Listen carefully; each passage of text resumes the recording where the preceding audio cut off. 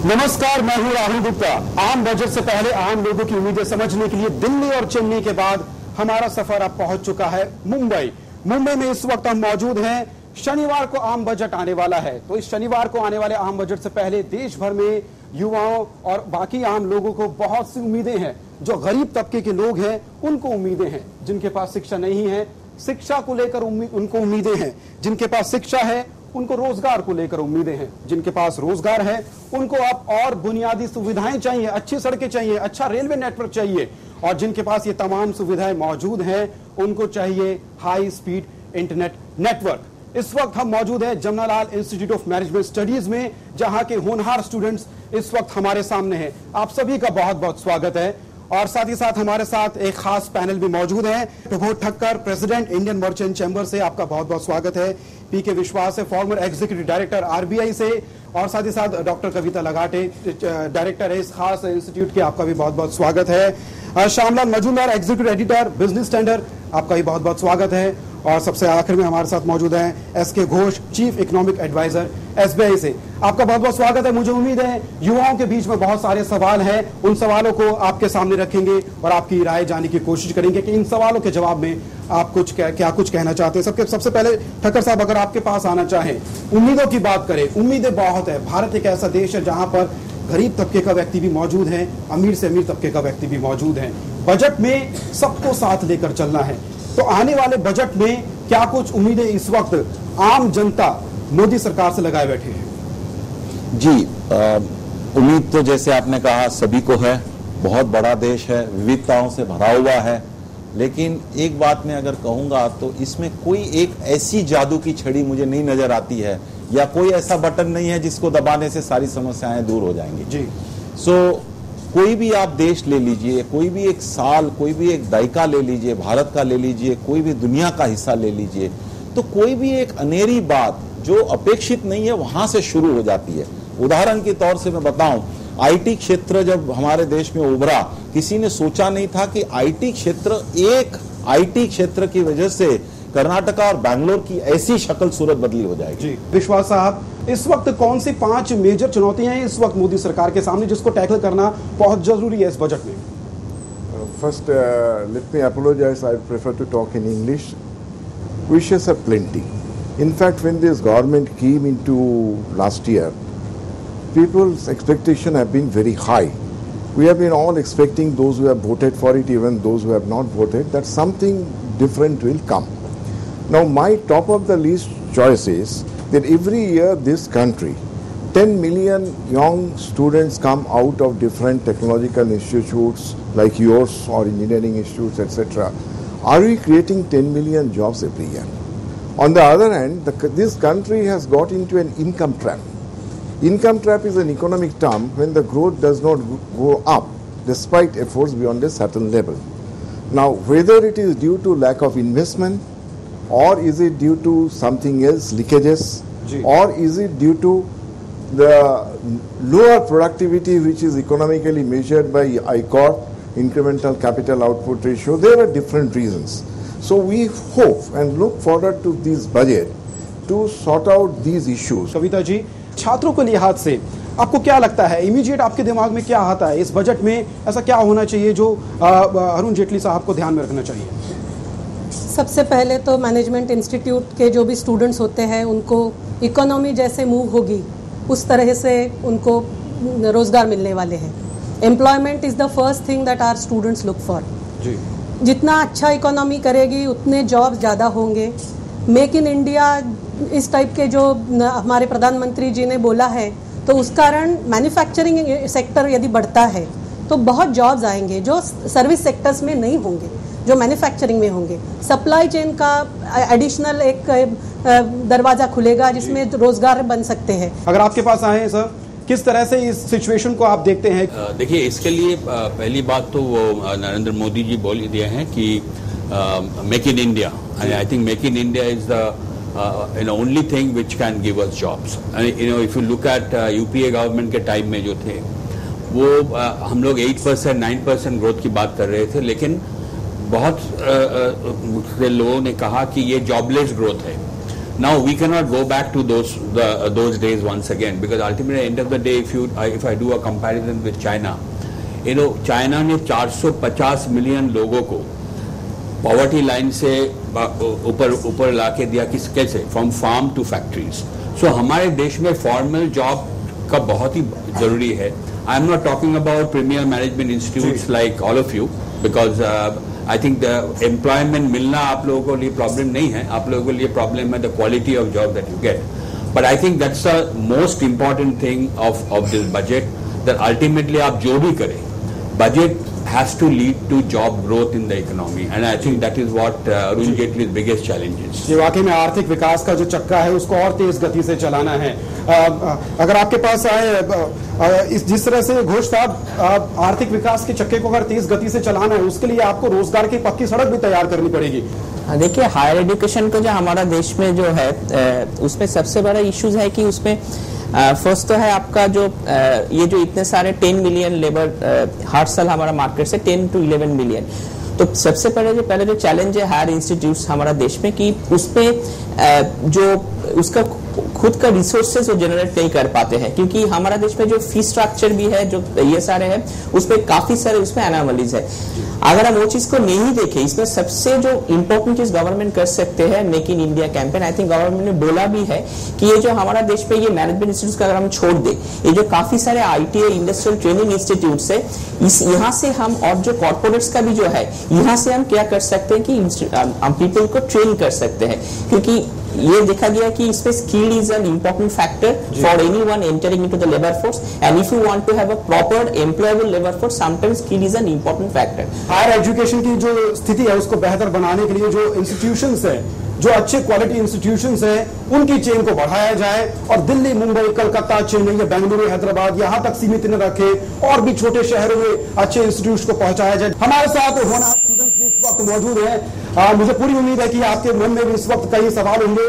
मोदी सरकार का जो एक फ्लैगशिप प्रोग्राम है सबका साथ सबका विकास, इससे मुतल्लिफ या फिर बजट से उम्मीदों से जुड़े अगर किसी के सवाल है, कृपया अपना हाथ खड़ा करें. आपके पास सवाल, आप क्या सवाल पूछना चाहते हैं? So my question is that private coaching is a highly unregulated sector. Unfortunately, today it has become an integral part of our education system. Today, an average coaching class for JEE charges 1.5 lakhs onwards. So my question is, why is there an uniform service tax on all coaching classes? आप बताना चाहिए विश्वास जी इस बारे में. I think answer to your question is difficult to give, because basically any tax which is done, it is done on a universal scale. It is not done by looking at different strata, unless a particular segment of the economy requires, encouragement. So there either the taxation incidence is reduced or no tax is there or subsidy is provided. Majumdar साहब, सबका साथ सबका विकास एक ऐसा नारा है जो एक तरह से जोश भरता है. एक आम आदमी को भी उसमें उम्मीद लगती है और जो कॉर्पोरेट वर्ल्ड का जो चैंपियन है उसको भी उम्मीद लगती है. सबका साथ सबका विकास, ये जो इसको हासिल करने के लिए क्या करना होगा? सबसे बड़ी जो चुनौती है, देखिए एक अच्छी बात यह है ये देश में कि इतना विविधताओं से देश भरा हुआ है, लेकिन एक चीज पे सहमति है कि गरीबी हटानी है. अब गरीबी हटाने के लिए आपको वेल्थ क्रिएट करना पड़ेगा. वेल्थ क्रिएट करने के लिए आपको वेल्थ क्रिएटरों की जरूरत है. वेल्थ क्रिएटरों का हौसला भी बढ़ाना पड़ेगा. आज बिजनेस करना इतना मुश्किल है ये देश के अंदर कि आज मैं आपके लालजी जी से बात कर रहा था कि एक ऑफिस को रिनोवेट करना है, उसकी कोई ट्रांसपेरेंट पॉलिसी नहीं है मुंबई शहर के अंदर. अगर आप कहीं कोने में अपना एक रिनोवेट कर रहे हैं ऑफिस के अंदर, आपके पास 10 ऑफिसर आपके ऑफिस में पहुंच जाएंगे. इतने बड़े बड़े खड्डे हैं रास्ते में, उनको नहीं दिखाई देते. Transparency is the biggest problem in the country. Institutionalization is another challenge. Whatever we do, we have done it in pockets, thanks to individual entrepreneurs' skill and their own zeal. There is no institutional approach. That today, if you want to start something, why not that Google could have been developed? You are all as capable as any of the talent in America, or to my mind better. What is helping America is two things.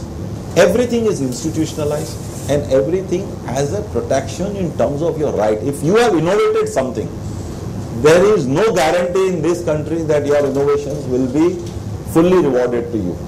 This is because of lack of intellectual property rights. जी These are all interconnected. कि वाकई में ease of doing business, अपना कोई नया कारोबार अगर आपको शुरू करना है, उसमें जो तमाम तरह की बाधाएं आती हैं उसको दूर करना एक चुनौती होगी। मजूमदार साहब, अपना नया कारोबार शुरू करना है, किसी के पास पैसा है, एक विल पावर है, एक लक्ष्य भी है, लेकिन जो सिस्टम है शायद उसको कहीं ना कहीं हतोत्साहित कर देता है। ऐसे में किस तरह से इसको, इस तस्वीर को ठीक किया जा सकता है? सिंगापुर का एग्जाम्पल हमारे सामने है, क्या भारत में जो मौजूदा सिस्टम है क्या उसको कॉपी किया जा सकता है? देखिए, आप सिंगापुर की बात कर रहे हैं, लेकिन मैं आपको एक छोटा सा डेटा दूंगा कि अगर आप ease of doing business report देखेंगे वर्ल्ड बैंक का, India's position is 142nd out of 189 countries. तो आपको अंदाजा लगा सकते हैं कि ईज ऑफ डूइंग बिजनेस से हम लोग कितने दूर हैं। लेकिन बात यह है कि हमारे देश में जो टैक्स लॉज है, मान लीजिए जो उन्होंने कह रहे थे, tax terrorism is a big issue now. Tax difficulty, people are not talking about tax difficulty, people are talking about tax terrorism. कि इसका मतलब क्या है? मतलब ये है कि आप मतलब एक ऑनेस्ट टैक्स पेयर है, लेकिन इनकम टैक्स से आपके पास आएंगे एक कंप्लीटली इन्फ्लेटेड टैक्स क्लेम। वो आप अगर नहीं देंगे तो आपके immediately the harassment will start. Now the point is that there are many such issues I think we need to do because there are kind of clearances. अगर मान लीजिए अभी तो स्टार्टअप का जमाना है, I'm sure all of you must be, I mean some of your colleagues must have gone and done those startups. But the kind of problems they face, the clearances that they have to face, this is not funny. So I think Jaitley साहब, वरुण जेटली साहब को तो ये सब बात पता ही होंगे। आई am sure budget में ये ईज ऑफ डूइंग बिजनेस एक बड़ा मुद्दा है, बड़ा मुद्दा है। और हमारे सामने जो युवा बैठे हैं, ईज ऑफ डूइंग बिजनेस, ये इनके मन में भी सवाल होगा। कविता जी, आपके पास भी स्टूडेंट सवाल लेकर आते होंगे कि हम अपनी डिग्री पूरी करने के बाद अपना अगर बिजनेस स्टार्ट करना चाहें तो किस तरह से आगे बढ़ सकते हैं। क्या यहाँ पर इतने स्टूडेंट्स यहाँ पर मौजूद हैं, आपके जो सीनियर्स थे वो कई बड़ी कंपनियां चला रहे हैं, कई बड़े बैंक चला रहे हैं, आप में से कितने स्टूडेंट्स हैं जो अपना बिजनेस यहाँ पर स्टार्ट करना चाहते हैं? अगर आप हाथ खड़ा करके अपनी ओपिनियन बताना चाहें तो कितने स्टूडेंट्स हैं जो अपना काम शुरू करना चाहते हैं? अगर आपसे मैं पूछना चाहूं कि जब आप अपना बिजनेस स्टार्ट करने के बारे में सोच रहे हैं, किस क्षेत्र में आप जाना चाहेंगे और क्या आपको अंदाजा है किन किन चुनौतियों और किन किन चैलेंजेस का आपको सामना करना पड़ेगा? कि सवाल जो आप पूछना चाहें आप? फर्स्टली कि मैं IT सेक्टर में स्टार्ट करना चाहूँगा, and yes, I think some clearances require like a year or two to get your registrations done. And also last budget में 10,000 करोड़ फंड जो entrepreneurship के लिए दिया गया था, we do not really know how exactly that has been used and spent. So I think उस पर मुझे clarity चाहिए। जी डॉक्टर साहब, जो समस्या इन्होंने बताई इसके बारे में आपकी क्या ओपिनियन है? आप इंडस्ट्री को रिप्रेजेंट यहाँ पर कर रहे हैं, जो इंडस्ट्री से आपको ओपिनियन मिलती है वो किस किस तरह के चैलेंजेस फेस करते हैं? Ji, I think you have been very generous that you are prepared to wait for 1 and 2 years for registration. I think it should be done yesterday. If you decide to set up a business, it should be available within 48 hours. So long you have your business plan, so long you have your capital ready, everything should be made available. Why should government take 1 and 2 years? There is no reason for doing that, and you should not expect, you should not tolerate that. We have to get out of the mindset that we have done it, over the years. If we don't do it, the threat India has is in form of competition. A country like Dubai and Singapore all have grown. Whenever I see that, I'm happy for those people, but they have all grown at our cost. जी Kavita ji, institutions की तरफ से किस तरह से छात्रों को, नए एंटरप्रेन्योर को आगे के लिए गाइड किया जा सकता है? जैसे यहाँ पर आपने देखा कि बड़ी काफी तादाद में जो स्टूडेंट्स हैं जो लाखों करोड़ों की नौकरी नहीं बल्कि अपना काम शुरू करना चाहते हैं। अपना काम शुरू करना मतलब अपनी कैपिटल दांव पे लगाना, अपनी मेहनत दांव पे लगाना, वक्त दांव पे लगाना, तो बहुत बड़ा चैलेंज है। ऐसे में जो छात्रों के क्या क्या सवाल है जो आपसे पूछने के लिए आपके पास आते हैं? सबसे पहली बात तो ये है कि मैनेजमेंट इंस्टीट्यूट्स और इंजीनियरिंग कॉलेजेस में ऐसे बहुत से छात्र हैं जो चाहते हैं कि खुद का बिजनेस किया जाए, क्रिएट किया जाए, and not only they create business but they create employment also. क्योंकि स्टार्टअप में जाने के लिए हमारे सारे स्टूडेंट्स तैयार हैं, क्योंकि वहाँ पे उनको जो एक्सपीरियंस मिलेगा वो उनको खुद के बिजनेस क्रिएट करने में काम आने वाला है। तो we want government to support such kind of entrepreneurs who are first generation entrepreneurs. उनको घर से सपोर्ट नहीं है, उनके पेरेंट्स एंटरप्रेन्योर्स नहीं है, ऐसे जो बच्चे हैं उनको एक थोड़ा सा भरोसा चाहिए है कि उनका बिजनेस चलता है तो well and good, but if something goes wrong तो उस समय उसके लिए उनके लिए क्या एश्योरेंस है जो हम सपोर्ट करना चाहते हैं. For example we have a policy in our institute that you can take a placement break. So student can take a 1 year, 2 year placement break. If doesn't happen, it they come back. But fortunately अभी तक कोई वापस आया नहीं है.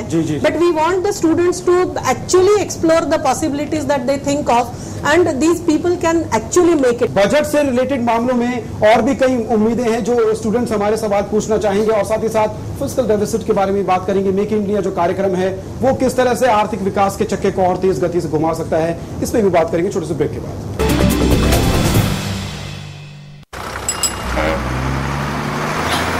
एक circuit house.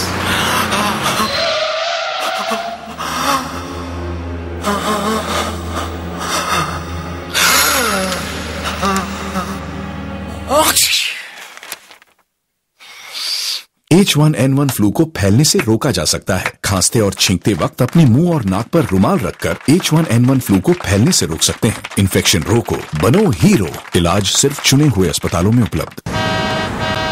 Uncle, हम आपको रोड क्रॉस करवा दें? अंधे हो क्या? अरे भैया, मुझे तो भगवान ने आंखें नहीं दी हैं, पर आप तो आंखें होते हुए भी अंधों जैसा बर्ताव क्यों कर रहे हो? अंकल, आपको ज़ेब्रा क्रॉसिंग नजर नहीं आई क्या? हमेशा गाड़ी चलाते समय ज़ेब्रा क्रॉसिंग पर पैदल यात्रियों का ध्यान रखें. पहले पैदल यात्रियों को सड़क पार करने दें. ये चालक की जिम्मेदारी है. सड़क पर संयम से काम लें. सुरक्षित रहें, दूसरों को भी सुरक्षित रखें. बजट पर आम लोगों की उम्मीद जानने का सफर इस वक्त मुंबई में पहुंच चुका है. मुंबई में हमारे साथ कई स्टूडेंट्स मौजूद हैं, साथ ही साथ एक खास पैनल भी हमारे साथ मौजूद हैं. मजूमदार जी, सरकार की जो इस वक्त उम्मीदें हैं बहुत है, क्योंकि सबका साथ सबका विकास करना है. ऐसे में जो फिस्कल डेफिसिट का मामला है उसको 3% तक ले जाने की सरकार ने लक्ष्य रखा है, 16-17 तक. ऐसे में इसको हासिल करने के लिए क्या कुछ किया जाना है, क्योंकि 8 महीने का जो अभी चक्र चला है उसके हिसाब से आपको कितना वायबल लगता है? देखिए, वायबल होगा या नहीं होगा वो तो फ्यूचर बताएगा, लेकिन मैं एक छोटी सी बात करना चाहूँगा यहाँ पे कि आई थिंक अरुण जेटली जी का जो प्रॉब्लम है वो Indian middle class house hold आप अगर देखेंगे सब हाउस होल्ड का सेम प्रॉब्लम है. Scale can be different. What is the problem? The problem is आमदनी कम, खर्च ज़्यादा. I think all of us are very familiar with this, especially the student community will be very familiar. The question is, आप अगर आंकड़े देखेंगे, मैं आते वक्त देख रहा था नंबर्स, ये हमारा जो रेवेन्यू है वो revenue is just about 19.2% of GDP, and if you see the expenditure, that is 27.7% of GDP. So there is a gap of 7%. आप even low income developing country देखिए, वहां पे भी 3.2, 3.3 होता है. तो you can see the gap, where already हम लोग इतना एक्सपेंडिचर फिस्कल डेफिसिट बढ़ा चुके हैं, तो इससे ज्यादा और बढ़ाने का कोई मतलब ही नहीं है. घोष साहब, जो रेवेन्यू जनरेशन है वो एक बहुत बड़ी चुनौती है. जब तक रेवेन्यू जनरेशन नहीं होगा तब तक फिस्कल डेफिसिट को कंट्रोल में रखना, काबू में रखना मुमकिन नहीं हो पाएगा. रेवेन्यू जनरेशन के क्या हम सभी जो ऑप्शन से सबको इस्तेमाल कर चुके हैं या नए आयाम भी खुल सकते हैं? देखिए, there is a one regarding the revenue generation का जो बात आप कर रहे हैं, आई थिंक आपको मैं कुछ स्टैटिस्टिक दूंगा, it will be very startling. For example, India में नंबर ऑफ जो पैन कार्ड होल्डर्स है, जो डेटा है 1-2 साल पहले, around 95 million PAN card holders are there. लेकिन कितने लोग टैक्स पेमेंट करते हैं? Around 3.5%, around 35 to 40 million. तो उस पर एक 50 मिलियन का गैप है जिसके पास पैन कार्ड भी है लेकिन वो टैक्स नहीं देते हैं. अगर हम आज डायरेक्ट टैक्स का बात करें, जो इनकम जिसका 1 करोड़ के ऊपर है, हमने एक एस्टिमेट किया था, उसमें निकल के आया कि 0.001 और 0.002% ऑफ दैट पॉपुलेशन पे taxes who have an income of ₹1 crore. I can not believe in a country it is possible like that. तो पहले तो बात है, हमारा जो डायरेक्ट टैक्स का जो बेस है उसको बढ़ाना है. दूसरा जो चीज है, इनडायरेक्ट टैक्स के जो है उनमें हमने काफी साल है. एक तो ऑलरेडी बहुत it has been discussed widely in the public domain, GST, तो उसको चर्चा में नहीं जाना चाहता हूँ. लेकिन ये भी बात मैं आपको बोलना चाहता हूँ, 2003 का पहले हमारा डायरेक्ट टैक्स में हमने काफी प्रोग्रेस किया, फिर भी हमको करना है. हमारा रेशियो था 2.8% ऑफ जीडीपी। आज हमारा डायरेक्ट टैक्स का रेशियो है 5.7%, आज का दिन 6%, लेकिन इनडायरेक्ट टैक्स जिसका रेशियो 5% के ऊपर था, आज वो घाट के 4.5% के करीब आ गया। तो इसको हमको ज्यादा करना है, और इससे for this to improve I think जो tax policy which are talking about the GST and also the DTC taxes are very important in today's GST के बारे में आपने बात की है ठक्कर साहब, जीएसटी के बारे में इंडस्ट्री का क्या कुछ मानना है? जीएसटी एक तरह से कितना बड़ा एक हथियार साबित हो सकता है इंडियन गवर्नमेंट के लिए, जो टैक्स को लेकर जो तमाम तरह की शिकायतें सामने आती हैं उनके निपटारे के लिए? देखिए, ये एक यूनिफॉर्मिटी ले आएगा और काफी प्रेडिक्टेबिलिटी ले आएगा, जिसको हम बोलते हैं simplicity and stability. That is what GST will bring, and Indian merchant chamber and Indian trade is very much supporting that. In fact as we speak in Indian merchant chambers we are conducting that programme. जी, तो इस हिसाब से उसमें भी काफी उम्मीदें की जा सकती है। There should be a very clear roadmap we are expecting in this budget on GST. विश्वास जी, रोड मैप की जब हम बात करते हैं तो रेवेन्यू जनरेशन का सवाल है जो अभी भी सबके सामने है। खर्चे कम करने हैं तो इसका मतलब साफ है कि आपको सब्सिडी में कटौती करनी होगी। सब्सिडी कटौती करने के मुद्दे पर कई तरह की सामाजिक दिक्कतें भी सामने आती हैं, लेकिन इस बार जो सरकार है मजबूत सरकार है, गठबंधनों से मुक्त है, तो ऐसे में इस सरकार से इस बार क्या सब्सिडी के मोर्चे पर उम्मीद की जा सकती है कि यहाँ पे नए आयाम खुलेंगे? I have slightly different view on these issues than what has been voiced so far. Number one, fiscal deficit per se is not bad. It is required sometimes to push development and growth. So therefore, if you tell that all fiscal deficit is bad, it's very difficult to subscribe to that view. There is a clear theory on economics. So long your fiscal deficit remains as percentage of GDP lower than your growth, then that fiscal deficit can be tolerated. Second is the issue of taxation. Obviously, the tax net has to be widened, but that does not mean that you have to also have very high incidence of taxation rates. You have to bring down the taxation rate, and most countries of the world, wherever the taxation rates have been brought down, tax collection has improved over a period of time.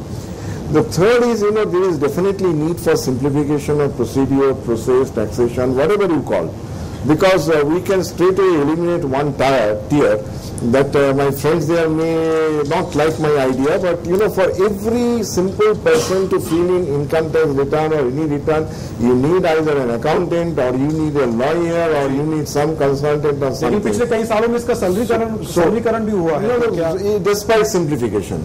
Even today, how many people can fill in the income tax return directly sitting at home from his internet? It is not possible. You have to go through a tier. So tier means you are adding to the cost. You are adding to the time. विश्वास, हमारे साथ कई students हैं जिनके जो यहाँ आने से पहले कई साल इंडस्ट्री में भी बिता चुके, कई काम कर चुके हैं। तो आप में से कई स्टूडेंट्स हैं जिन्होंने इनकम टैक्स रिटर्न भरा होगा। मुझे उम्मीद है कि काफी स्टूडेंट्स यहाँ पे काम कर चुके हैं यहाँ ज्वाइन करने से पहले। कोई ऐसा स्टूडेंट जिसने इनकम टैक्स रिटर्न भरा हो?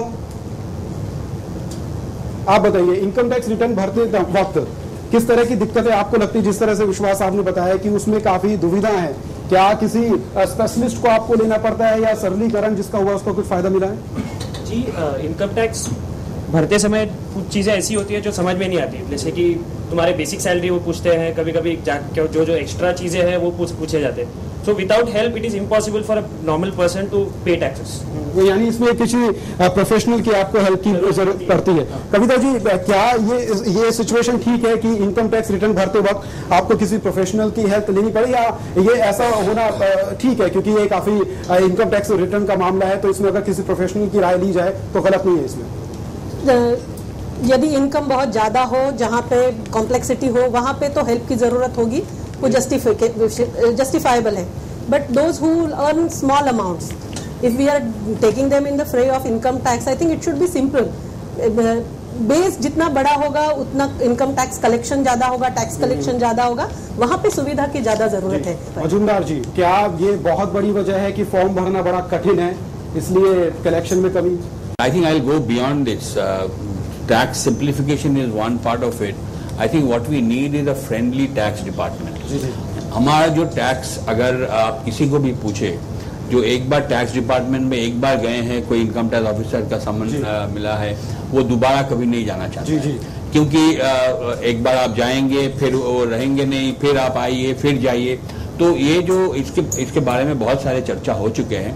लेकिन I think most important is training of income tax department officials. There has to be ombudsman who can address consumer grievances, and most importantly ये जो ट्रेनिंग जो है इनकम टैक्स डिपार्टमेंट को, ये जो सरकार जो अनजस्टिफाइड एक टारगेट देती है ना कलेक्शन का कि अभी लास्ट क्वार्टर आ गया है, so they inflate the target by so much. So tax officials are also under pressure. I mean, give some credit to the devil, because ultimately at the end of the day they also have to meet their superiors and they have to go for higher tax collection. तो उसमें काफी harassment होता है. I think बहुत ही ज्यादा important है ये simplification of processes तो होता रहेगा. एक फ्रेंडली टैक्स डिपार्टमेंट का बहुत ही ज्यादा. चलिए ये तो बात हुई एक तरह से राजस्व बढ़ाने की, आमदनी बढ़ाने की. खर्चे की बात की जाए तो सब्सिडी एक बहुत बड़ा बिल है, उसको कम करना बहुत जरूरी है. अगर 20% तक भी हम सब्सिडी बिल कम करते हैं तो उसमें अर्थव्यवस्था का कायाकल्प हो सकता है. आप सब्सिडी को कम करना, विश्वास जी अगर आपके पास है, सब्सिडी को कम करना क्या वाकई में इस वक्त बहुत बड़ी चुनौती इस वक्त दिखती है जो इस वक्त मौजूदा हालात हैं?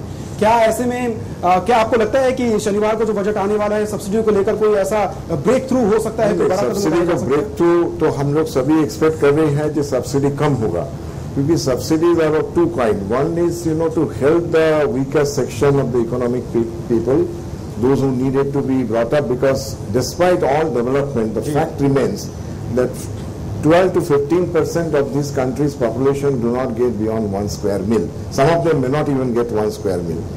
In percentage terms, it may be low, but that 12% of India's population today is more than the total population of Europe. So we have to remember those downtrodden, and something has to be done there. Second part of the subsidy, which is, to push the particular type of activity, sometimes it is introduced, but it is never actually, removed later on. I'll give you one simple instance. The checks what you use for your day-to-day banking, every one of us use, that is highly subsidized. The cost of printing a CTC check and the amount, if savings bank is free, even for current account of whatever is charged, it does not even cover more than 10 to 15% of the total cost. So therefore you have to remember, now tomorrow if Reserve Bank decides or the banks decide to charge the full amount, there will be a revolt in the country, because people have been habituated with the subsidy, and because they go by the actual cost to them, which is actual cost minus subsidy provided by the system. So point is, when you are looking at it, what type of subsidy you can reduce? Perhaps, progressively they have removed it already on the petrol and diesel. They are thinking of gradually removing it for the even liquefied petroleum gas or other things, etc. Fertilizer subsidy on the way. So these have been the major subsidies which the Exchequer has been providing. तो भारत में जिस तरह से मध्यम वर्ग लगातार उभरता जा रहा है, मध्यम वर्ग को क्या चाहिए? आप सभी लोग मध्यम वर्ग या उच्च मध्यम वर्ग से संबंधित हैं. ऐसे में सब्सिडी को लेकर अगर आपसे मैं पूछना चाहूँ, आपको क्या लगता है जो मध्यम वर्ग है, जिसके पास अपना खर्चा चलाने के लिए पूरी आमदनी है, क्या वो बिना सब्सिडी के लिए भारत के विकास में योगदान करने के लिए तैयार है? जहाँ तक मुझे लगता है कि सब्सिडी के बिना मध्यम वर्ग को भारत के विकास के लिए पार्टिसिपेट करना बहुत मुश्किल होगा, because most of them are actually used to the subsidies. For them it will be a complete mind shift, and for them to contribute to the country without subsidies will be very difficult. LPG पे पिछले कई सालों से लगातार subsidy मिलती जा रही है और सरकार का ये लक्ष्य है कि धीरे धीरे इसकी सब्सिडी को खत्म किया जाए, कम किया जाए. एलपीजी के बारे में आप क्या बताएंगे? बिना सब्सिडी वाला सिलेंडर लेने के लिए तैयार है क्या? It is difficult for every single person to get an LPG without subsidy. So उसमें कैप होनी चाहिए कि फिलहाल जिसके जितना इनकम आती है उस हिसाब से उनकी कैप होनी चाहिए. वहां से as of now if you ask me I can not afford, but कुछ लोग अब मेरे से जो हायर इनकम स्टार्टा में है वो अफोर्ड कर पाएंगे. So it is very important that they highlight the cap. Cap के ऊपर जो है उन अफोर्ड करेंगे, कैप के नीचे जो है उनसे नहीं. जो लोग अफोर्ड कर सकते हैं उनको सब्सिडी ना दी जाए. घोष साहब, क्या कोई फॉर्मूला ऐसा निकल सकता है कि जो लोग अफोर्ड कर सकते हैं उनको सब्सिडी के जो ब्रैकेट है उसे बाहर किया जाए और इससे सब्सिडी का बिल कम किया जाए? क्या एक फॉर्मूला वाइबल हो सकता है? Before I answer this question, मैं एक छोटा सा टिप्पणी करना चाहता हूँ. पहले जो सवाल हुआ था कि इनकम टैक्स रेजिम का बारे में, आई थिंक कि इनकम टैक्स अगर आप देखें लास्ट 10 डिकेड में इनकम टैक्स रेजिम काफ़ी सिंप्लीफाइड हो चुका है. आज at least we can think of filling up the income tax return is mandatory. आपको फॉर्म 16 का भी जरूरत नहीं है। तो ये बात सही नहीं है कि इनकम टैक्स पे अभी नहीं है, काफी प्रोग्रेस हुआ है, but we have to move together. Now having said that, coming back to your question on this LPG, I think कि एलपीजी का जो सब्सिडी है, there has the issue is not giving a subsidy. The issue is misdirection and misallocation of subsidy. Subsidy never reach the intended beneficiaries. आज के दिन हमारा देश में यही सबसे बड़ा बात है कि सब्सिडी जिसको चाहिए उसको नहीं मिलता है, जिसको नहीं चाहिए इसको मिलता है। इसके लिए मैं एकदम इस बात से सवाल हूँ कि जो सब्सिडी अगर अफोर्ड कर सकते हैं, हमको क्यों सब्सिडी ले? क्योंकि एक अगर गैस सिलेंडर समझ लीजिए कि हम साल में 9-10 यूज करते हैं, एक सिलेंडर का मार्केट रेट अराउंड 800 रुपीज अभी है। अगर उसके हम 400 रुपया ज्यादा भी देते हैं, हमारा साल में अराउंड 3500-4000 रुपीज पड़ेंगे। तो महीने का हिसाब से 400-500 रुपया ज्यादा पड़ेंगे। मुझे नहीं लगता कि we cannot afford that. We can afford that and it should be given to only those people who deserve that. एक और दूसरे सेक्टर की तरफ चलते हैं, बात करते हैं इंश्योरेंस सेक्टर की। हेल्थ इंश्योरेंस पे खासकर हम बात करेंगे। ठक्कर साहब, इंश्योरेंस बिल एक अटका पड़ा है, उससे काफी उम्मीदें हैं। इस बिल के आने के बाद अगर ये बिल इंडस्ट्री के मुताबिक पास होता है, उसके हिसाब से उससे कितना बूस्ट मिल सकता है विकास के कार्यक्रम को, और कितना बड़ा सोशल एरिया इससे कवर हो सकता है? देखिए, इंश्योरेंस सेक्टर तो 2003 में खुल चुका था और इंश्योरेंस अगर ट्रेड अगर आप समझते हैं तो जितना बिजनेस ज्यादा करती है, जो कंपनी जो रिस्क ज्यादा लेती है, उसको ज्यादा पूंजी की आवश्यकता रहती है। अब वो पूंजी वो एक विदेशियों के पास ज्यादा है जी, हमारे इंडियन एंटरप्रेन्योर के पास इतनी बड़ी पूंजी नहीं है। तो अगर आपका सवाल का मैं एक सीधा उत्तर दूं कि क्या फायदा होगा ये नई बजट में अगर ये 49% सीलिंग आ जाने से, तो वो एक प्रमोटर के पास एक बहुत बड़ी पूंजी विदेश से आ सकती है। दूसरी बात आई है हेल्थ सेक्टर की। हेल्थ सेक्टर एक ऐसा क्षेत्र है जो एक बहुत जबरदस्त चैलेंजिंग है। अगर आप देखें अमेरिका के इलेक्शन में भी ये काफी गूंजता रहा है। हमें चाहिए कि हम वो सीखें जो अमेरिका ने गलती की है। अब हमारा देश बहुत तेजी से उसी डेंजर जोन में जा रहा है।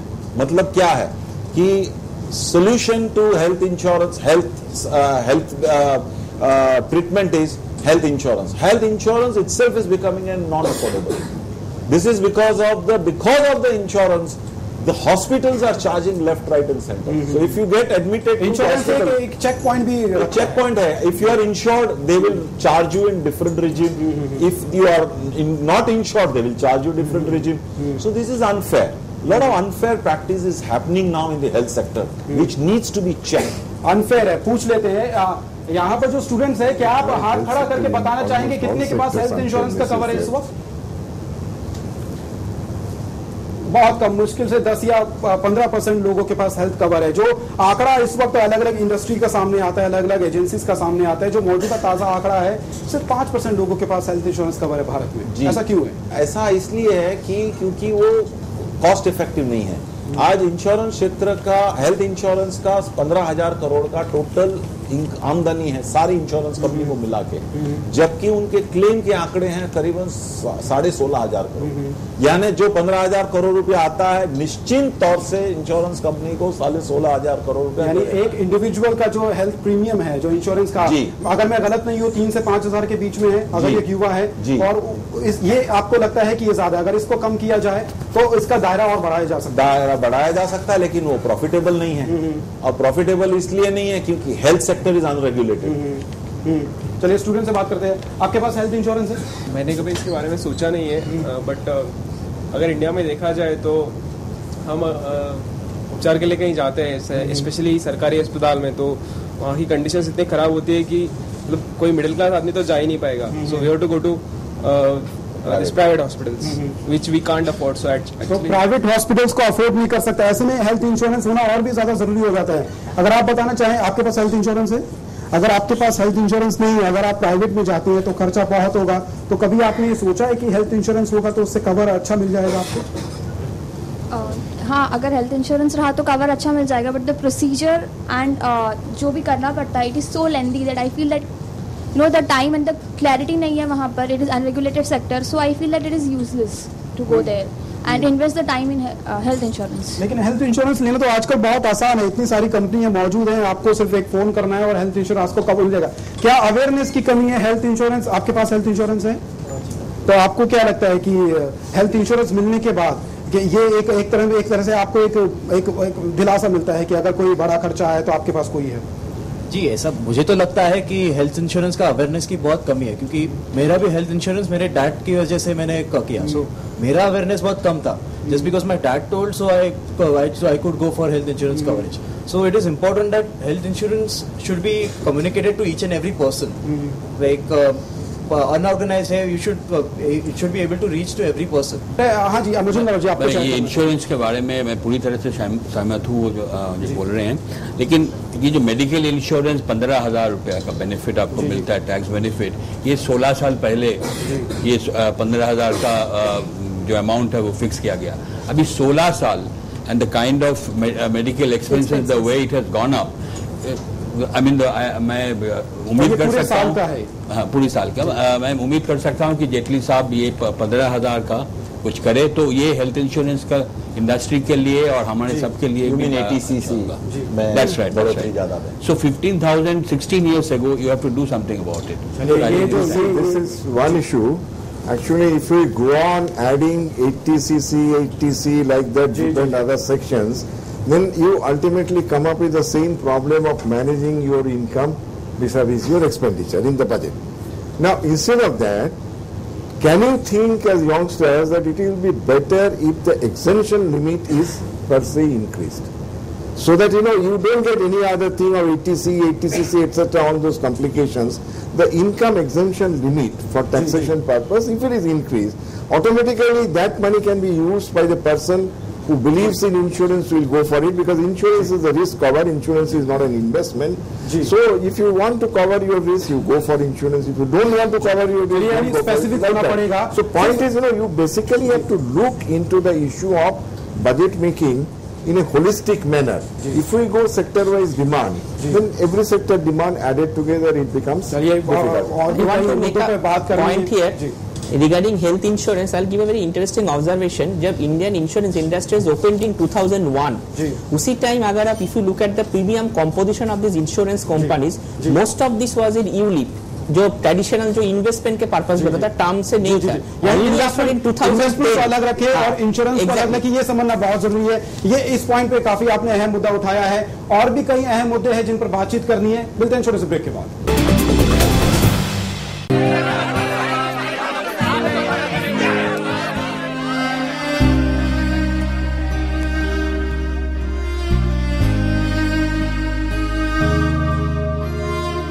क्या बात है राशिद, फर्स्ट डिवीजन में पोस्ट ग्रेजुएशन करने के बाद भी तुम उदास हो? लेकिन सर वो सोच रहे होगे कि खर्चा कहाँ से आएगा? हाँ, चिंता मत करो, अब जिंदगी की दौड़ में तुम जैसे स्टूडेंट्स को पीछे मुड़कर देखने की कोई जरूरत नहीं होगी, क्योंकि अब तुम्हारे साथ है Maulana Azad national fellowship. Fellowship हमारे लिए सर? हाँ, तुम्हारे लिए और अल्पसंख्यक समुदाय के उन स्टूडेंट्स के लिए जिनकी सालाना पारिवारिक आय 2.5 लाख रुपए से कम है और जिन्होंने किसी भी सरकारी विश्वविद्यालय से जूनियर रिसर्च फेलोशिप या एमफिल के लिए आवेदन दिया है।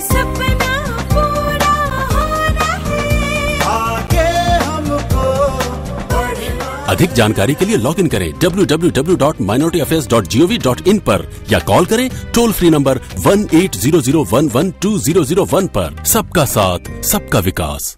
तारीख बदलती है, आंकड़े बदलते हैं, तस्वीरें बदल जाती हैं, लेकिन सच नहीं बदलता। अपने परिवार को इस खौफनाक सच से बचाएं, सावधानी से गाड़ी चलाएं। गलत लेन में ड्राइविंग, तेज रफ्तार, सीट बेल्ट नहीं लगाना और ट्रैफिक सिग्नल की अनदेखी जैसी गलतियां जानलेवा हो सकती हैं।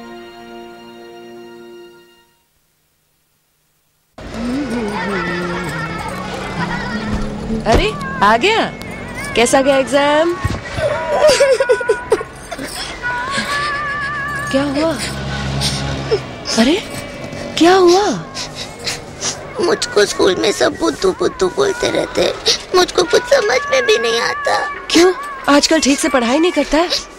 पढ़ाई तो करता हूँ, लेकिन मास्टर जी बोलते हैं कि तू बुद्धू का बुद्धू ही रहेगा। कोई मेरे लाल को कुछ नहीं कहेगा, सबको डांटूंगी। बच्चे को देर से समझ आना, जल्दी थक जाना या बार बार बीमार पड़ना, ये सब कुपोषण के लक्षण हो सकते हैं। कुपोषण यानी सही पोषण की कमी। गर्भ से लेके जन्म के पहले 2 साल बच्चों में इसका सबसे ज्यादा खतरा होता है। आज देश का लगभग हर दूसरा बच्चा कुपोषण का शिकार है, यानी शरीर और दिमाग से कमजोर। तो आइए मिलकर कुपोषण के खिलाफ एक जंग छेड़ दें।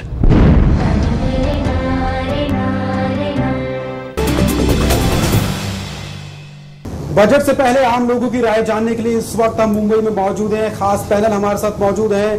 100 के आसपास हमारे पास स्टूडेंट्स मौजूद हैं जिनके मन में कई सवाल है, वो सवालों के जवाब भी हम ले रहे हैं। ठक्कर साहब, अगर आपसे हम जानना चाहिए, इस वक्त हम मुंबई में है, कमर्शियल कैपिटल ऑफ इंडिया, तो यहाँ पर इंडस्ट्री की रिएक्शन क्या है, इंडस्ट्रीज की उम्मीदें क्या है? I would suggest to finance minister that treat public sector companies as an entrepreneur rather than government department. Disinvestment पे ले जाइए, आपको अगर जरूरत है go below 51%, remove the tag of CAG and CVC. Because of that, decisions making is not taking place. और साथ ही साथ निवेश का माहौल उसको भी काफी अच्छा कर, देश का माहौल बिल्कुल खराब कर रहा है। पब्लिक सेक्टर आज भी इंश्योरेंस और बैंकिंग क्षेत्र में 50% से ज्यादा उनकी भागीदारी है। अगर इतना बीमार क्षेत्र, आज जो इंश्योरेंस के बारे में हमने राय पूछी, तो काफी ये जो खराब जो एक अनुभव आता है वो पब्लिक सेक्टर के वहां से आता है। ये नहीं है कि वहां के लोग काबिल नहीं है, बहुत ही उम्दा ऑफिसर्सों से भरा पड़ा हुआ पब्लिक सेक्टर, लेकिन ये जो डर है कि मैं गलती करूंगा तो मुझे सजा मिलेगी। गलती, वो जो बिजनेस में जो 10 डिसीजन आप लेंगे तो एक गलती भी करेंगे, आपको गलती माननी ही नहीं है। प्राइवेट सेक्टर में वो गलती है, पब्लिक सेक्टर में वो गलती इंटेग्रिटी इश्यू बन जाता है। मजूमदार साहब, जिस तरह से निवेश का माहौल बेहतर करने की दिशा में सरकार ने पिछले कई महीनों से कई कदम उठाए हैं, 8 महीने का जो सरकार का कामकाज देखे, निवेश का माहौल को बेहतर बनाने का लक्ष्य उनके सामने साफ नजर आता है। मौजूदा स्थिति के बारे में आपसे टिप्पणी चाहेंगे। मौजूदा स्थिति इस वक्त निवेश के माहौल को लेकर क्या है? क्या फॉरेन इन्वेस्टर्स भारत में आ रहे हैं, और अगर नहीं आ पा रहे हैं तो उसकी वजह क्या है? देखिए, ये बात को लेकर तो काफ़ी डिबेट हो चुकी है। आई मीन, इंडस्ट्री का एक सेक्शन बोल रहे हैं कि बहुत सारा हाइप है, गवर्नमेंट आने के बाद बहुत सारा बिग बैंग अनाउंसमेंट हो रहा है, लेकिन एक्शन ऑन द ग्राउंड दिखाई नहीं दे रहा है ना। ये आप दो तरह से देख सकते हैं कि एक्शन नहीं दिखाई दे रहा है, और कोई बोलेंगे कि अभी जो भी एक्शन लिया है इन द लास्ट 8 मंथ्स काफ़ी है। नाउ ये तो दो एक ओपिनियन है, कंप्लीटली टू डिफरेंट ओपिनियन। मेरे ख्याल से I think what mister Jaitley has done, I think the first budget was a disappointment according to me, क्योंकि वो बहुत कुछ कर सकते थे, लेकिन वही वो एग्जाम्शन कल्चर, ये वो शायद इसी वजह से उम्मीदें इस वक्त ज्यादा है, क्योंकि पहला बजट सिर्फ 48 दिन के अंदर आया था, और ये एक तरह से पूर्ण वास्तविक बजट इसको माना जा रहा है। आपको ये बता दूं कि इससे पहले जो हम लोगों का रिफॉर्म्स बजट जो बोलते हैं, ये इससे भी कम टाइम में किया गया है। तो मैं ये बोलना चाहता हूँ कि ये जो सेकेंड बजट है, I am sure mister Jaitley understands the importance of the occasion, and I expect the budget to have a whole lot of things, a welcome mat for investors. I mean, foreign investor के लिए बोलिए, retrospective taxation जो एक बड़ा issue था, उन्होंने काफी public statement दिए हैं कि नहीं, foreign investors can rest assured कि ये अभी नहीं होगा। चलिए, इन्वेस्टमेंट की बात जब होती है, इंडस्ट्री की बात होती है, तो एक बहुत बड़ा सेगमेंट है कृषि का।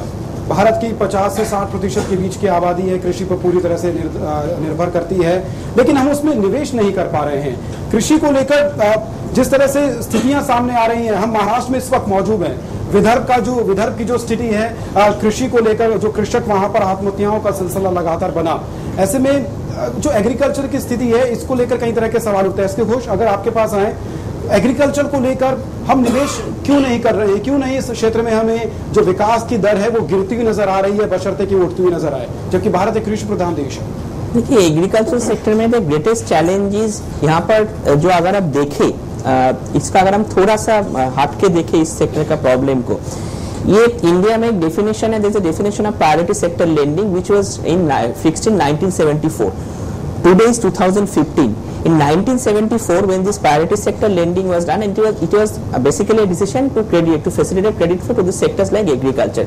उसी टाइम में एग्रीकल्चरल सेक्टर का शेयर था 35% of India's GDP. Today the share is at 13% of India's GDP. And हमारा देश में क्या है, एग्रीकल्चर में अगर देखें 80 to 85% ऑफ द जो आपको फार्मर्स है, उसका पास 2 हेक्टेयर्स का जमीन होता है, तो basically small and marginal farmers. तो इससे जो आप प्रायोरिटी सेक्टर का डेफिनेशन देखिए, अगर आप देखें कि बैंक्स को जो प्रायोरिटी सेक्टर जो लेन करते हैं वो 40% to reach the target is very difficult, and particularly for agricultural sector where the share is 18%। तो मैं मानता हूं कि ये बजट में, ये हम बोल भी रहे हैं कि बजट में हो सकता है कि एग्रीकल्चर सेक्टर का जो डेफिनेशन है, ये जो प्रायोरिटी सेक्टर का डेफिनेशन है उसमें हम थोड़ा सा बदला है, उसमें हम रूरल इंफ्रास्ट्रक्चर को इंक्लूड करें, वहां पर हमारा जो सारे सप्लाई साइड चेन है, लॉजिस्टिक, डिस्ट्रीब्यूशन, इसको इंप्रूव करें। हम ये भी देखें कि अगर हम ओवरऑल 18% शेयर में ना जाए, हम ये देखें कि जो स्मॉल एंड मार्जिनल फार्मर्स है उसके पास ज्यादा लोन जाते हैं। तो ये थोड़ा फंडामेंटल यहाँ पर डिफरेंस तरफ के सोचने का जरूरत है, नहीं तो इसमें जो प्रॉब्लम्स है, जो हार्ड सेल, और अभी जो गवर्नमेंट और एक बहुत अच्छा नया चीज करने जा रहा है कि it is going to have a health card, I mean soil card, that is a very good thing and that has been done very well in Gujarat, so that could be replicated across India.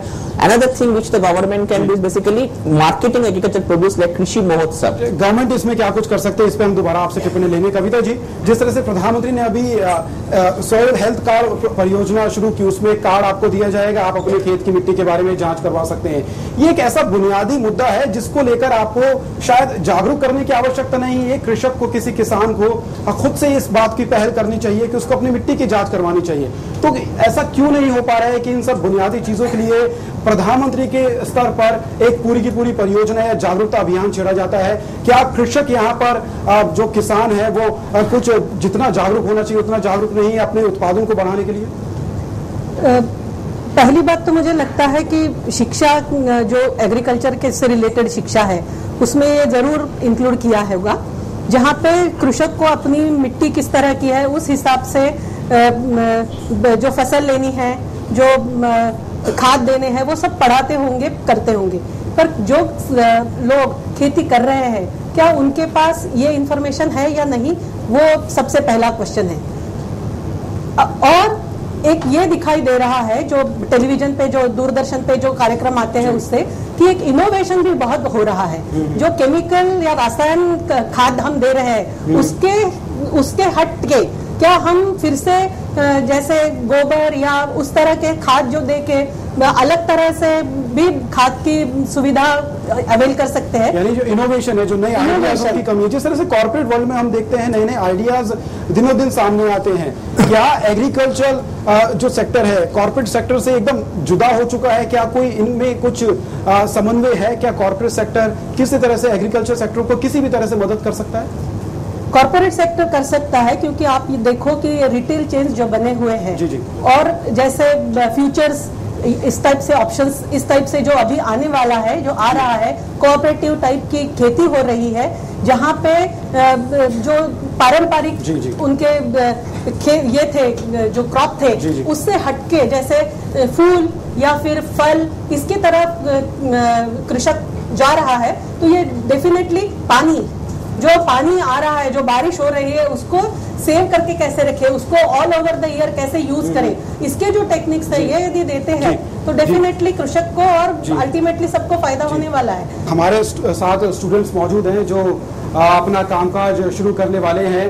Agriculture sector को लेकर क्या आप लोग उत्साहित लगते हैं? क्या आपको लगता है कि आप अपनी एजुकेशन का इस्तेमाल, अपने जो हायर आपको स्किल्स मिले हैं उनका इस्तेमाल आप किसी तरह से कृषि में भी कर सकते हैं?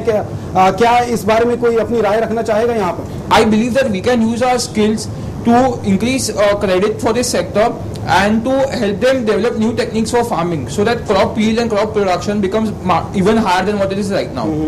तो चलिए ये एक अच्छा उपाय है जिसको involvement of women, that also will help definitely. Micro finance जो ग्रुप बनते हैं उसके हिसाब से भी involvement of the community will help in getting agriculture to the main fray. चलिए उम्मीद करते हैं कि आने वाले वक्त में जो कॉर्पोरेट जगत है या फिर जो कॉर्पोरेट सेक्टर से जो स्किल्स निकल कर आ रहे हैं उन स्किल्स का इस्तेमाल हम एग्रीकल्चर सेक्टर में भी देख पाएंगे।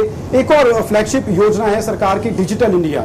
डिजिटल इंडिया के जरिए गांवों को जोड़ना है डिजिटल इंडिया से, और सूचना तकनीक के माध्यम से जोड़ना है डिजिटल इंडिया से। ऐसे में हम इस वक्त मुंबई में मौजूद हैं। आप लोग मुंबई से बाहर भी ट्रैवल करते हैं, क्या लगता है आपको जितना डिजिटल मुंबई इस वक्त है, क्या मुंबई से बाहर जाते ही, मुंबई से 15 या 20 किलोमीटर बाहर जाते ही, क्या आपको इंडिया डिजिटल लगता है, क्या दिक्कतें सामने आती, कौन बताना चाहेगा इस बारे में? कभी कभी जब मुंबई जुरिस्डिक्शन के बाहर जाता हूँ वहाँ पे सडनली टावर कवरेज कम हो जाती है, नेटवर्क कवरेज कम हो जाती है, रोड्स की सुविधाएं नहीं है, और दूसरे डिजिटल बातों की बात करें तो इंटरनेट कनेक्टिविटी नहीं रहती है उधर। सो इतने सारी प्रॉब्लम्स जैसे ही मुंबई जुरिस्डिक्शन के बाहर जाते हैं तो ये सब समस्याएं, प्रॉब्लम्स बाहर दिखे। ये सिर्फ मोबाइल फोन की कनेक्टिविटी को लेकर है। अगर ठक्कर साहब आपसे समझे हम, डिजिटल इंडिया जो एक कॉन्सेप्ट है सरकार का, इंडस्ट्री इसमें क्या योगदान कर सकती है? देखिए, टेक्नोलॉजी और डिजिटल ये एक दूसरे से जुड़ा हुआ है और ये दोनों अनअवॉइडेबल है। डिजिटल इंडिया यानी मैं जो समझ रहा हूँ जो प्रधानमंत्री जी की पहल है, वो खास बात ये है कि इसमें ट्रांसपेरेंसी भी जुड़ी हुई है, जाकि फेसलेस गवर्नमेंट। और ये गुजरात में बहुत ही सक्सेसफुल उन्होंने एक एक्सपेरिमेंट किया गया था, जैसे कि गिफ्ट सिटी बना रहे हैं। आपको ताज्जुब होगा कि वो ऐसा सिटी बनने जा रहा है जहां अगर आप प्रमोटर हैं आपको एक ही डॉक्यूमेंट एक ही बार एक आदमी को मिलना है, उसके बाद आपको फेसलेस आपको सारी अप्रूवल मिल जाएंगी। जैसे आपने सबमिशन किया है अथॉरिटी को ऑनलाइन, तो 7 दिन के अंदर आपको सारी परमिशन मिल जाएगी। और अगर आपको जवाब नहीं आता है गवर्नमेंट से, it is deemed to have been approved. That is called digitalization of India. Digital India is not necessarily wiring every house and internet for surfacing. It is beyond that. It's a faceless government. जो corruption एक बहुत बड़ा मुद्दा बना है, corruption को मात करने का एक बहुत बड़ा जरिया है डिजिटलाइजेशन। और बजट में इससे मुतल्लिफ कई कदम उठाए जा सकते। विश्वास जी, आप क्या समझते हैं बजट में इससे संबंधित किस तरह के कदम उठाए जाने चाहिए? See, budget should encourage this process by giving proper financial incentive, not subsidy, but financial incentives in the form of inviting capital to invest, inviting the processes to develop, people to work for this. So these incentives should come from budget. But you know, I come back to an earlier issue. We are talking about investment. You see, if everyone is looking to budget to bring investment. Now, investment cannot be brought by budget. Budget only gives the financial or fiscal incentives. Investment in these countries, everybody is looking for budget and foreign capital, etc., etc.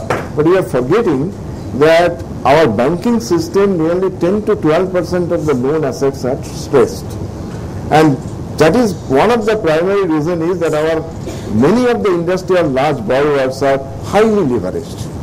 Whereas the international norm is normally, you know, for every 0.5 or something of your debt is taken as equities ratio. Here in India, some people have borrowed to the extent of 7 or 8. So everyone is looking to budget to allow the incentives. My point is, even without these incentives in many countries, which my colleagues have stated, people have gone ahead. I know some of this country, I have been traveling to them as professionals. And there the people don't wait for the government to bring incentive to invest. They think on their own. Investment की बात की मजूमदार साहब, और digital India का मतलब है जो विकास है उसको हर जगह तक फैलाना। ऐसे में इंसेंटिव किस तरह से दिया जाए? बजट से देखिए, प्रधानमंत्री जी ने कहा है कि स्मार्ट सिटी का जो प्रोजेक्ट उन्होंने बताया है, तो स्मार्ट सिटी के लिए हम लोग सब सोचते हैं कि इस बजट में there will be a generous dose of allocation for smart city project. ये स्मार्ट सिटी प्रोजेक्ट सिर्फ एडमिनिस्ट्रेटिव ईज के लिए भी नहीं है, ये हमारा environment footprint, I think it will benefit a whole lot of things. तो मैं सोच रहा हूँ कि ये बजट में there will be a lot of stress on the smart city project and digital India, because without that obviously जो प्रधानमंत्री जी का जो बड़ा विजन है वो तो आगे नहीं जा पाएगा। लेकिन एक चीज मैं बताना चाहूँगा कि ये जो गवर्नमेंट जो इन्वेस्टमेंट करेगी, आई थिंक किस किस चीज में करना चाहिए, उसमें एक बड़ी मुद्दा है एजुकेशन। मैं नंबर देख रहा था, हमारा अगर आप एज परसेंटेज ऑफ जीडीपी देखें तो एजुकेशन का ऊपर जो इन्वेस्टमेंट है, it is worse than even a country like Haiti. I am sure all of you have heard about Haiti. Now that is that when I saw that number it came as a shock to me. So ये जो है investment जो होना चाहिए government की तरफ से, instead of trying to invest for the well-heeled people of Mumbai or Delhi or Chennai or whoever, I think time has come कि उन्होंने 4-5 विजन दिए हैं। भारत सच योजना है, ये एजुकेशन जनधन है, एजुकेशन के लिए है, स्किल इंडिया है। आई थिंक इनमें वेल टारगेटेड इन्वेस्टमेंट होना चाहिए। आई थिंक ये बजट से हम लोगों का होप यही है जी, बजट से उम्मीद यही है। और जो डेमोक्रेटिक डिविडेंड हमारे पास मौजूद है वो कहीं बोझ ना बन जाए, इस बात का भी ध्यान रखना होगा। और इसको कहीं ना कहीं इस बात को ध्यान में रखते हुए हमें स्किल्स को बढ़ाना होगा, रोजगार के अवसर पैदा करने होंगे। हमारे कार्यक्रम का वक्त यहाँ पर खत्म होने वाला है। ऐसे में चलते चलते एक आखिरी सवाल जरूर हम अपने तमाम पैनलिस्ट से पूछना चाहेंगे। सबसे पहले ठक्कर साहब, आपके पास अगर आए, शनिवार को बजट इस वक्त आने वाला है, अच्छा बजट किसे कहेंगे? मैं ये बजट कहूंगा कि जिसमें कोई दिशा धोरण हो जी, उत्साह हो जी, और विश्वास भरे जी।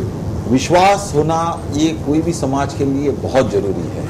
बाकी जैसे हमारे दूसरे सहयोगी ने बताया, सरकार सब कुछ नहीं कर सकती जी। ग्राउंड लेवल पे जनता को खुद को करना पड़ेगा, करप्शन को हमको कंट्रोल करना पड़ेगा।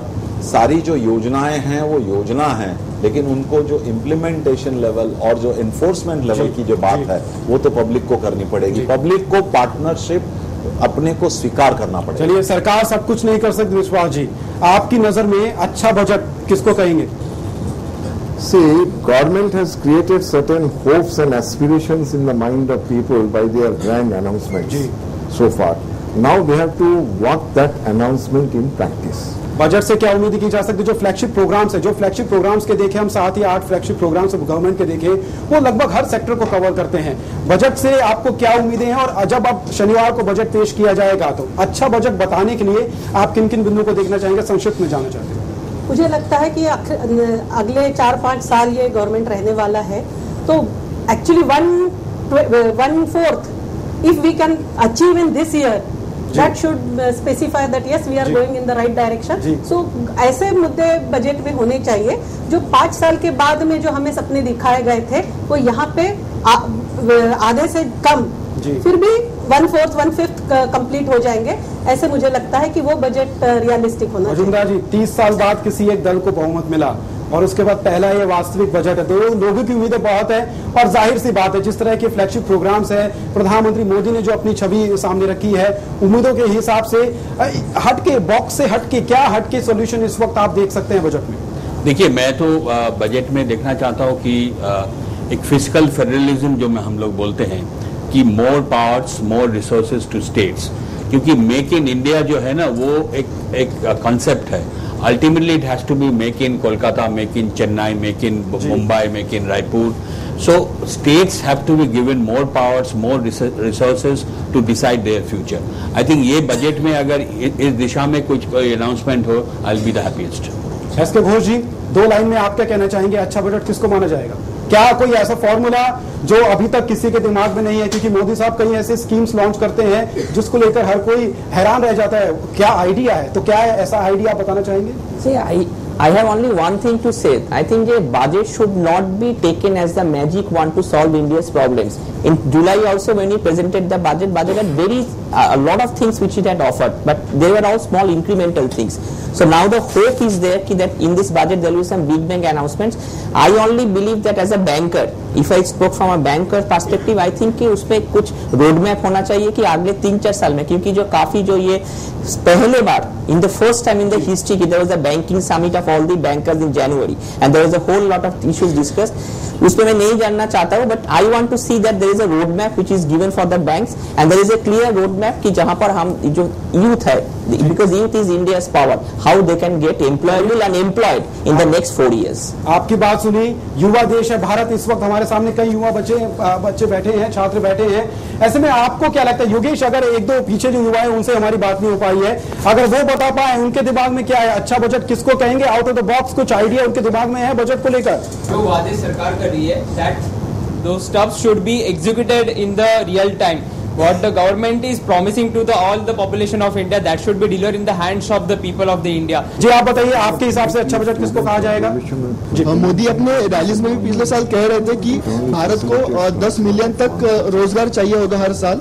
तो अगर उस डायरेक्शन में कुछ मतलब ये सरकार अभी ये बजट में कुछ कर पाए तो मेरे ख्याल से वो काफी अच्छा होगा। जी बताइए। After a very long time we have a government which has a majority. So according to me the long term perspective should be considered and not think more about about the narrow perspective just to make the people happy in the short term. They should in fact plan for the long term since we have majority. शायद भारत की जनता ने आपकी बात एक साल पहले सुनी, तभी एक दल को बहुत मिला है और शायद यही वजह है कि लॉन्ग टर्म पॉलिसीज बनाई जाए और हमेशा आगे आने वाले कई वक्त के लिए ये बजट सामने हो। ये बजट सिर्फ एक सीढ़ी है, इस पे आगे चढ़कर हमें विकास का लंबा रास्ता तय करना है। तो आने वाले कई सालों के लिए ये बजट एक दिशा तैयार कर सकता है, कम से कम इस सरकार के लिए। तो बजट से यहाँ से आम लोगों की उम्मीदें हैं, जो यहाँ पर स्टूडेंट्स छात्र मौजूद हैं, जो भविष्य में शायद बड़ी कंपनी को चलाएंगे या अपना रोजगार शुरू करेंगे। वो चाहते हैं जब वो रोजगार अपना शुरू करें तो उनको रोजगार शुरू करने में दिक्कतें ना हो। अगर वो अपना काम शुरू करने के बाद दूसरों को रोजगार देते हैं तो कानूनी बंधनों से वो एक तरह से मुक्त रहें। कुछ इंडस्ट्री में जाना चाहते हैं तो इंडस्ट्री की बहुत सारी उम्मीदें हैं। ऐसे में देखना होगा कि निवेश के माहौल को किस तरह से आगे बेहतर किया जा सकता है। तो फिलहाल मुंबई से बजट ऑफ हॉफ में आज के लिए इतना ही। नमस्कार।